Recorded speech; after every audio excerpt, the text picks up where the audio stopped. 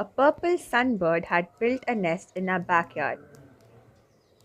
This is a female sunbird. This is a male sunbird.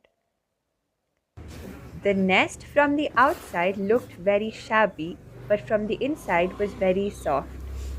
It used dried leaves, spider web, bits of paper, and even plastic to build its nest. From the inside, it was lined with soft fibers covering the seeds of Calotropis. ಕನ್ನಡದಲ್ಲಿ ಇದಕ್ಕೆ ಎಕ್ಕೆಗಿಡ ಎನ್ನುತ್ತಾರೆ.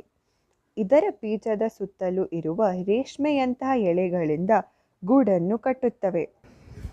Here you can see the fibers of the Calotropis along with its seeds.